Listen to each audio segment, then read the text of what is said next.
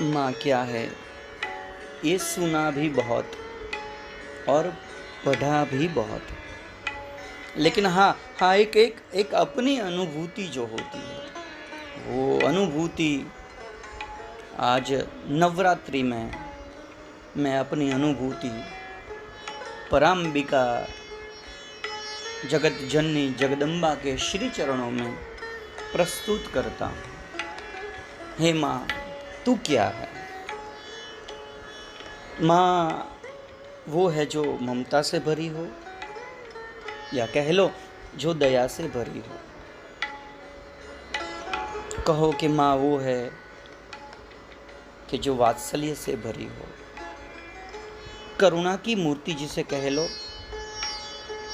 प्रेम ही प्रेम भरा हो जिसमें, या जिनकी आंखों से कृपा ही बहती हो।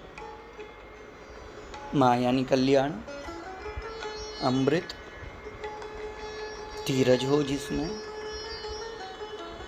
या जो सहनशीलता से भरी हो,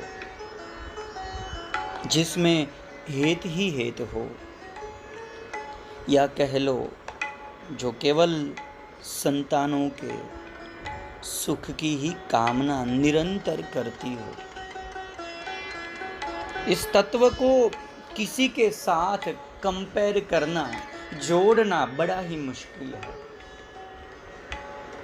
ये अतुल्य है, जिनकी तुलना किसी के संग करना बड़ा ही मुश्किल है। और यद्यपि कर दी तो सामने आने वाले सभी तत्व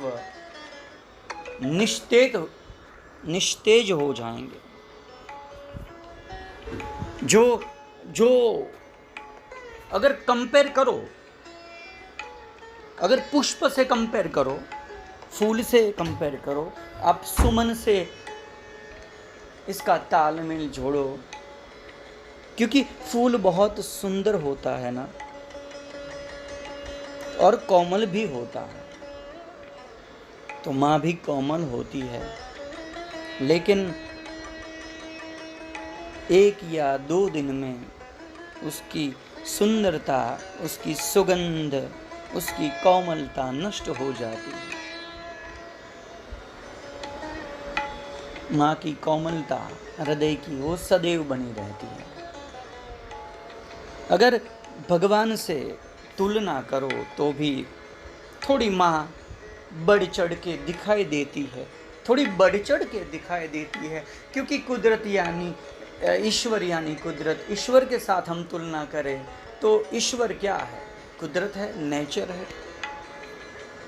तो कुदरत के द्वारा तो कभी कभी हमें कठोर परिणाम भी प्राप्त होते, लेकिन माँ के द्वारा जिनके हृदय में कठोरता का कोई स्थान ही न हो,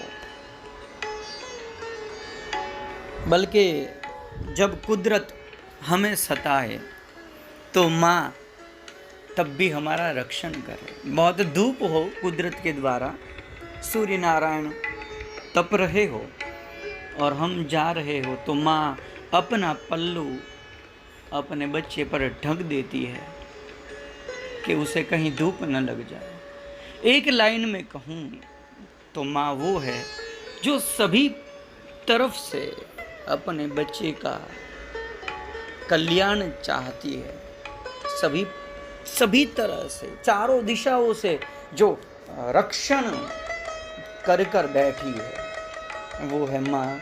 केवल सुने नहीं, आगे भी फॉरवर्ड करे। कोई ये सुनकर अपनी माँ की और थोड़ी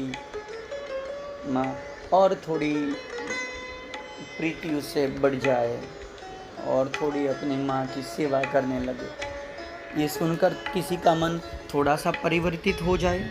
नवरात्रि के इस मंगल समय में जगदम्बा के श्री चरणों में एक कामना करता हूँ, हे माँ, आपके पर निरंतर हमारी प्रीति बनी रहे। जय माता जी।